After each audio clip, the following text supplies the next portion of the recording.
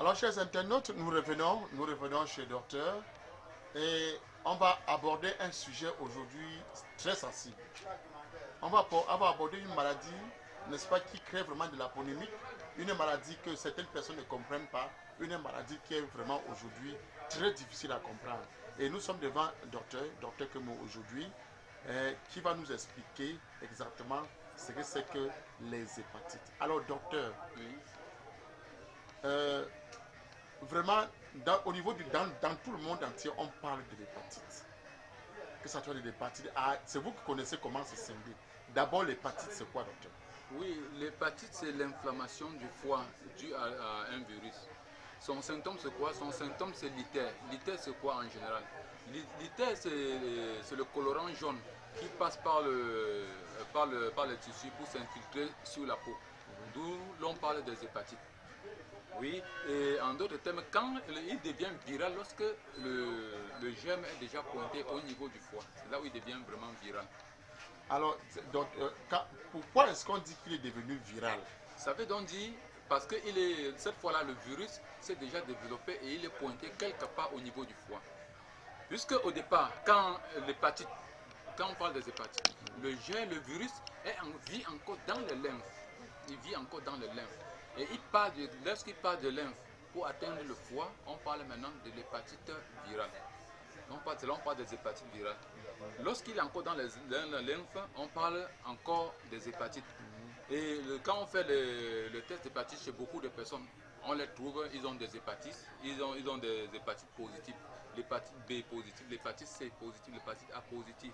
Ils ne savent pas pourquoi on dit positif.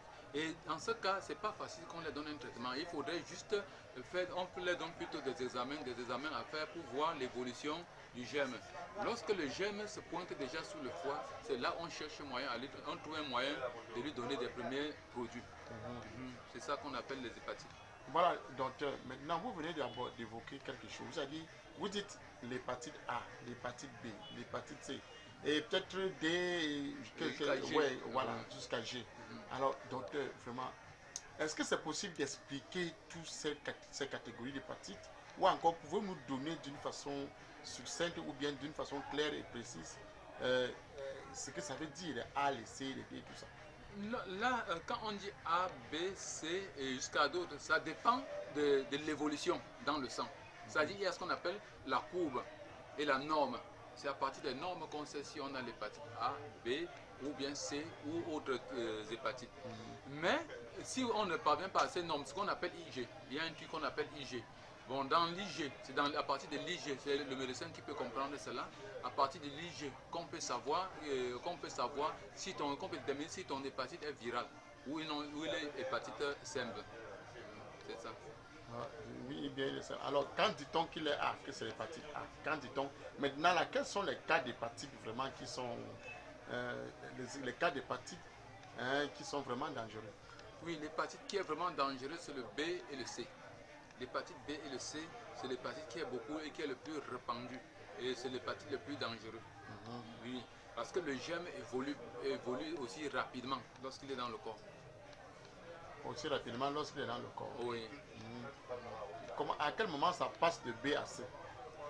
Généralement, l'hépatite ne passe jamais de B à C. L'hépatite A vient en A. Oui, l'hépatite B vient en B. L'hépatite C vient en C. Ça n'a pas une phase, c'est-à-dire ça n'a pas d'échelon à échelon. Oui. Le germe d'hépatite A, elle n'est pas le germe de l'hépatite B. Mais c'est des germes, parce que quand on parle de... C'est des virus, sont des virus. Les germes sont des virus. Bon, on dit à chaque maladie, à chaque espèce correspond un gène. Oui, c'est par là que je peux vous expliquer cela. Mais dire que l'hépatite normalement a un virus vraiment déterminé, on ne peut pas déterminer le virus de l'hépatite. Il est estimé comme le virus de VIH, on dit aujourd'hui le virus du VIH. On ne peut pas déterminer un virus au VIH. Parce que quoi? Parce qu'on ne peut pas, il n'a pas un nom. Il n'a pas un nom. Il n'a pas un nom. Donc ce sont des virus compliqués. Ok. Alors docteur, les hépatites sont causées par quoi? Quelles sont ces causes? Non, je vous ai dit tout à l'heure, c'est l'inflammation du foie. Je vous comprends. Oui. Il y a déjà ce qu'on appelle, ça peut être par une alimentation et qui affecte le foie. Et et oblige le foie à faire une mauvaise digestion des graisses. Vous comprenez un peu, non? À faire une mauvaise transformation des aliments. Et là, quand il ne peut pas faire une mauvaise transformation des aliments, il ne peut non plus transformer, il ne peut même non plus arranger le système sanguin, le système de la circulation sanguine. Là, on pense déjà à une hépatite. Là, il n'est pas encore viral. Oui. Oui, là, on parle de l'insuffisance du foie en ce moment-là. Il devient hépatite virale lorsque le virus s'impose déjà dans le corps. Ok. Alors, est-ce qu'on peut éviter donc l'hépatite? Oui, il faut éviter l'hépatite en consommant des aliments qui vont donner une force au foie, qui vont aider le foie dans sa transformation, dans sa digestion des graisses et puis dans sa circulation sanguine. C'est ça. Voilà, c'est comme ça qu'on peut éviter. Oui. Voilà, est-ce que ça se traite, docteur? Généralement, l'hépatite se traite. L'hépatite se traite. Quand vous dites généralement, ça veut dire que... Oui, l'hépatite se traite dans toutes ses formes. Qu'est-ce qui fait qu'on dit que l'hépatite ne se traite pas? Il y a des moments où il faut choisir pour pouvoir administrer un médicament à quelqu'un qui souffre de l'hépatite. Il y a des moments. Oui, il y a des moments. Parce que tout germe qui se cache dans le corps, tout virus qui se cache dans le corps, le moment qu'il soit, le matin, il vit comme un être humain. Le matin, il a faim comme tout être humain qui se lève à faim. Donc, s'il faut vraiment dire qu'on peut traiter l'hépatite, il parte des lymphes du matin pour chercher quoi se nourrir dans le sang. Entre-temps, le médicament que vous donnez permet aux globules blancs de faire vraiment une bonne phagocytose. Et là, il phagocyte la quantité de germes qui sont venus en eux. Là, quand il phagocyte, le foie n'a pas de problème. Le foie, il empêche le virus d'atteindre le foie. Et lorsque la phagocytose est ainsi faite, on ne trouvera jamais quelqu'un dit qu'on ne soigne pas l'hépatite. L'hépatite doit être soignée. Puisque quand un germe qui est détruit par phagocytose, c'est-à-dire par les globules blancs, oui, quand un germe est détruit par les globules blancs, on ne peut pas dire que le virus est sur le foie. Parce que s'il travaille les globules blancs et se pointe sur le foie, on parle maintenant de l'hépatite. Mais si il ne peut pas atteindre le foie, on ne parlera jamais d'hépatite virale. On ne parlera jamais de l'hépatite. Oui, puisque l'hépatite nuit juste une partie sur le corps. Il nuit le foie. Et lorsqu'il atteint le foie, quand il creuse déjà le foie, c'est impossible de soigner. Donc, ce que je peux dire à tous ceux qui m'entendent, c'est que faites-vous examiner des hépatites à tout moment.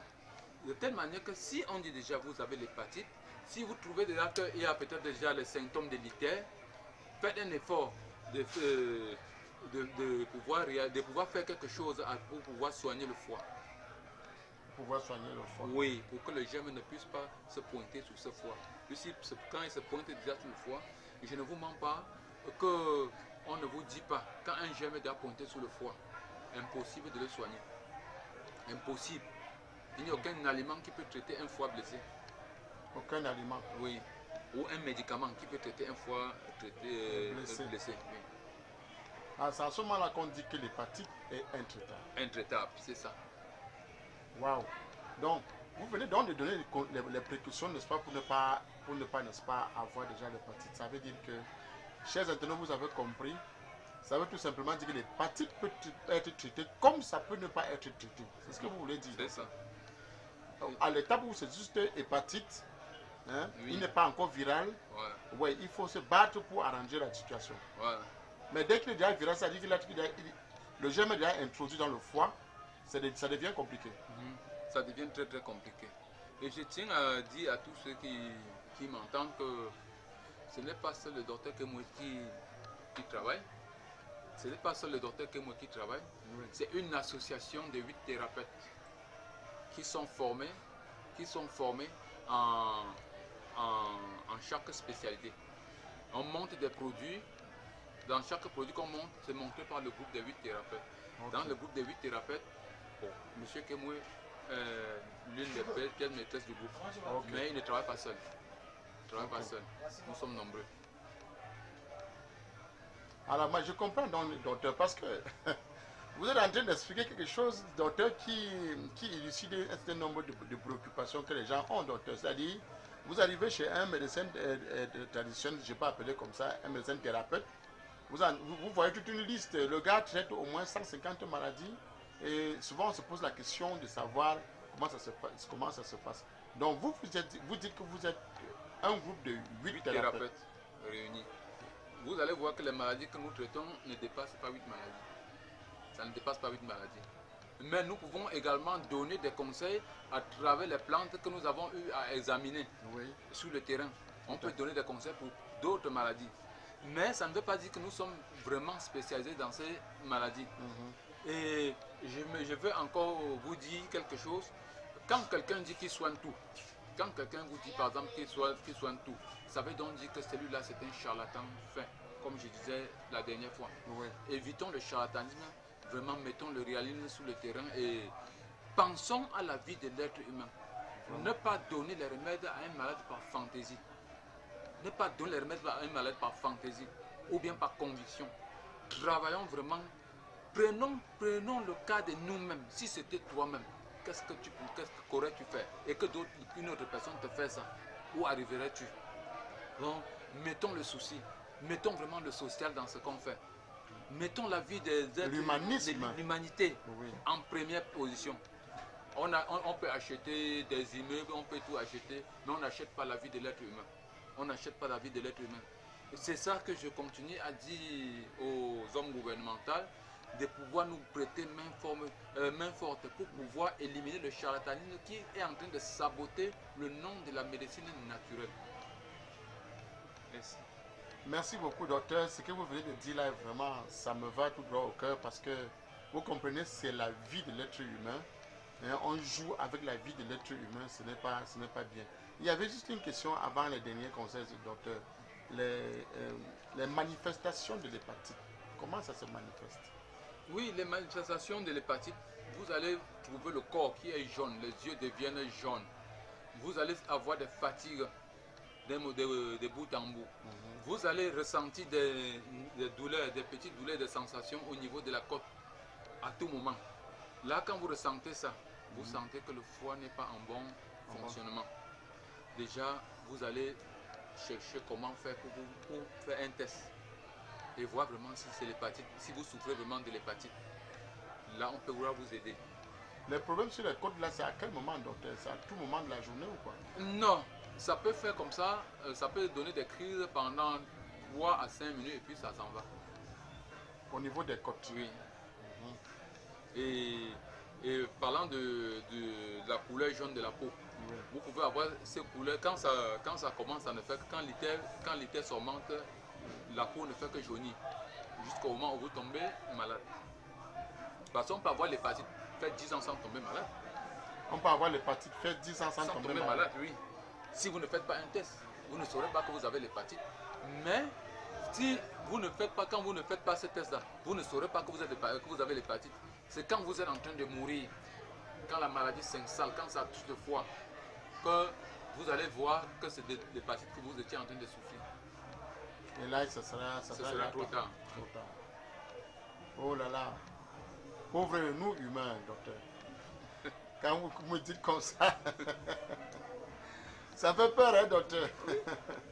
Il faudrait, bon, les gens vont dire, c'est pas parce qu'on parle de la médecine naturelle qu'on va oublier le côté moderne. Quand on parle de la médecine naturelle, on va parler également de la médecine moderne. Parce que quoi? Parce que la médecine moderne va de père en fils avec la médecine traditionnelle. Parce que c'est une complémentarité de la médecine traditionnelle, comme la médecine traditionnelle est une complémentarité de la médecine moderne. Sans examen, vous allez connaître comment que vous souffrez d'un mal. Sans examen, vous allez connaître que tel mal qui est localisé à tel endroit, à tel degré.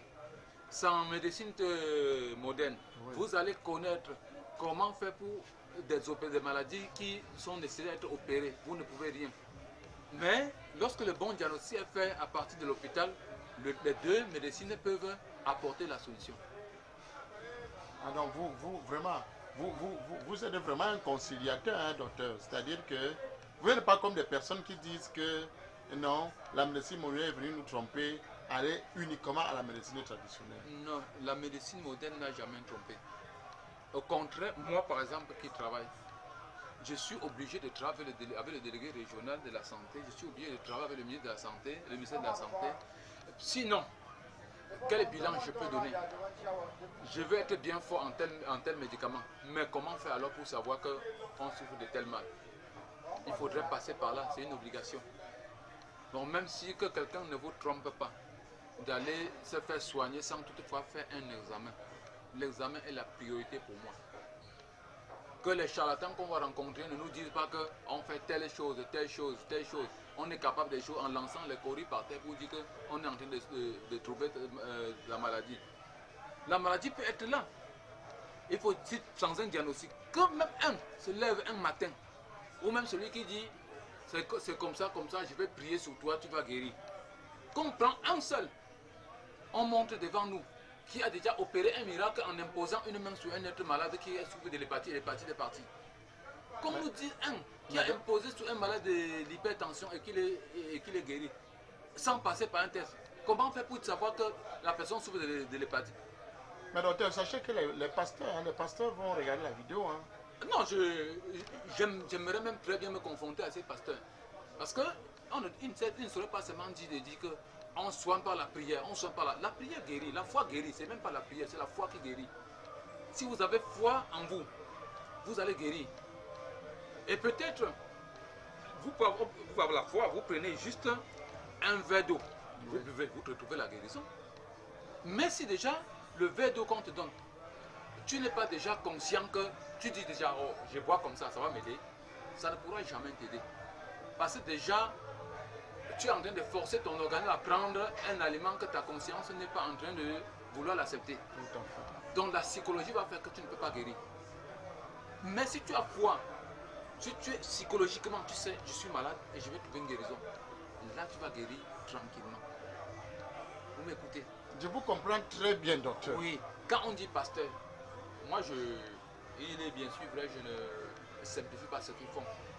Parce que quelqu'un va dire, j'ai opéré un miracle, quelqu'un est tombé, un esprit est sorti en lui. Quelqu'un est tombé, un esprit est sorti en lui. Quand il dit cet esprit, l'esprit là sort d'où? Où sort cet esprit? Pourquoi le pasteur lui-même ne sort pas d'abord le démon qui est en lui avant d'aller sortir le démon qui est dans un malade? Est-ce que dans sa famille, il a délivré combien de personnes dans sa famille pour délivrer le monde entier? Qu'ils disent qu'ils accompagnent une maladie par une prière. Qu'ils accompagnent une maladie par une prière. Là, je serai encore très d'accord avec eux. Mais ne dis pas qu'on ne soigne jamais par la prière. La prière accompagne le traitement que tu fais, mais ça ne soigne pas. Tu ne peux pas être couché dans un coma, rien que la prière te sort. Tu ne peux pas être en voie d'opération chirurgicale. La prière dit qu'on ne doit pas t'opérer. Pour ça, nous ne nous voilons pas des yeux. Ne nous voilons pas des yeux.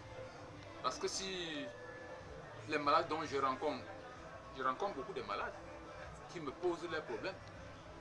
J'étais chez Pasteur Tel. Je me suis soigné, il a prié sur moi pendant 6-7 mois. Je n'ai pas trouvé de solution. Voilà pourquoi je me rapproche de vous. J'étais chez tel prophète. Il m'a fait ceci, il m'a fait des impositions. Il a tout fait, mais je n'ai pas trouvé de solution. Ça veut donc dire qu'à la fin, il a compris que sa seule solution, c'est d'abord l'hôpital ou bien la tradition. Et beaucoup confondent ce qu'on appelle un praticien à un charlatan ou un marabout. C'est des différences qu'il faut connaître. Parce que certaines maladies, le praticien, beaucoup fuient pour aller à l'église parce que dans le domaine naturel, ils n'ont pas pu trouver la santé. Bon, tu ne peux pas en vouloir cela. Parce que quoi? Parce qu'il a cru à un charlatan qui lui est trompé. Or, quand on parle par exemple d'un praticien, le praticien c'est qui ça? Le praticien c'est celui qui est né et doué d'une tradition. Doué et doté d'une tradition ancestrale pour pouvoir aider l'humanité. Pas celui qui s'est retrouvé dans un marché où on vend les écorces. Il a acheté une écorce, il est parti traiter quelqu'un du palu. La personne a la chance de trouver guérison. Lui, il devient directement traitant. Voilà. Là, ça c'est le traitant du charlatanisme. Et c'est ça que nous allons combattre pour que notre pays vraiment puisse affronter, vraiment puisse atteindre le but de ce que l'OMS demande aujourd'hui. C'est ça que l'OMS demande, d'éliminer le charlatanisme et de faire le traitement. pour pouvoir faire avancer la médecine traditionnelle. Aujourd'hui, on ne soigne pas parce qu'on est trop fort. On soigne parce qu'on s'y connaît. Nos parents soignaient, il y avait des plantes où nos parents dans le temps disaient « Toi, tu es jeune pour toucher cette plante. » Parce que lui, il sait le mal dont cette plante peut aider à ça. Et quand il va te dire que ne touche pas, quand il va te montrer à toucher, peut-être tu vas toucher cette plante et peut-être par naïveté ou bien par esprit enfantin. Oui. Tu prends cette plante ou bien parce que tu veux être avare, tu cherches à abattre tout l'arbre. Parce que tu veux soigner et avoir de l'argent en une seule fois. Alors que tu es en train de détruire comme ça le patrimoine ancestral. Donc, nos parents n'avaient pas tort de dire par exemple que non, on ne doit pas utiliser, que peut-être cet enfant, tu es trop jeune pour pouvoir utiliser cette plante. Il faudrait que tu aies un certain endroit. Il faut que tu sois mature dans la tête pour pouvoir toucher à certaines plantes. Voilà ce que j'avais à vous dire. Voilà, merci docteur. Vous venez vraiment de nous dire des choses très, très sérieuses. C'est vrai que c'est des sujets vraiment sensibles. Et je renvoie la balle à tous nos internautes qui se sentent concernés de bien vouloir rencontrer le docteur pour des confrontations si c'est possible. Si c'est possible. Ah, docteur, avant de finir, je voudrais juste que vous reveniez un peu. Vous nous disiez que vous aviez représenté le Cameroun au Canada. Oui, dans la conférence d'Ontario qui était dans la conférence qui était à Ottawa. Ottawa. Oui. C'était sur quel thème, docteur? Oui, c'était tout le développement de la médecine moderne, de la médecine naturelle. Vous êtes rentré avec un parchemin que nous avons vu tout récemment sur... Oui, malheureusement, je ne l'ai pas ici. Oui. Mon confrère dit que c'est encore chez lui. Voilà. Il ne l'ai pas avec moi. Je suis rentré avec un parchemin venant de l'OMS même. Voilà. Vous avez même rencontré le président de la République, le président Paul Biya. Oui, là c'était à Libreville en 2007. En 2007. Oui. Vous avez échangé avec lui. Avec lui, effectivement. Qu'est-ce que vous lui avez dit concrètement, docteur? Non, moi j'ai plutôt parlé de pouvoir nous aider à faire développer la médecine traditionnelle. Au président de la République, le président son excellence Paul Biya. Oui, effectivement. Il a répondu à mon appel. Il m'a demandé, il y avait des gens qu'on devait rencontrer pour qu'on puisse faire évoluer la médecine traditionnelle. Oui, mais docteur, vous avez fait cette doléance et est-ce que jusqu'à aujourd'hui, vos doléances ont été venues à bout? Non, je peux dire ça a même déjà beaucoup avancé puisque si le ministère de la Recherche scientifique a pris considération, le ministère de la Santé a pris considération, ça veut dire que le message est passé. Voilà, alors docteur, si on vous pose la question, est-ce que vous avez encore d'autres doléances à soumettre auprès du président de la République? Qu'est-ce que vous direz? Oui, je dirais à son excellence Paul Biya de vraiment mettre des structures sur pied pour que la médecine traditionnelle avance, la médecine naturelle que ça avance, pour que vraiment, au lieu qu'on ait 10 Camerounais qui meurent par jour, que ça soit limité, qu'au lieu de 10, on a peut-être un, qu'on peut avoir la chance de ne même pas avoir un qui peut mourir. Et de faire étendre tout ça, ou même de faire une université pour pouvoir, une université des plantes au Cameroun. Ça, c'est ma suggestion. Ne pas seulement se baser en disant nous avons le CUS, nous avons le centre Pasteur, il faudrait élargir, il faudrait étendre beaucoup de choses, beaucoup des universités concernant des plantes, qu'on peut aller faire juste des études sur les plantes et mettre en pratique. Alors, docteur, merci, n'est-ce pas, d'avoir accepté d'échanger avec nous. Oui, à vous, monsieur. Voilà. Alors, chers internautes, merci aussi d'avoir fait confiance à notre chaîne de télévision sur YouTube, le Miroir Social Santé et Environnement. Et comme vous le constatez, nous allons chaque fois fouiller, nous allons chaque fois chercher à vous donner satisfaction pour, n'est-ce pas, le bien-être, pour la santé de la population. Alors, chers internautes, à la prochaine. Merci. À la prochaine, docteur. Merci, monsieur. Okay. À la prochaine.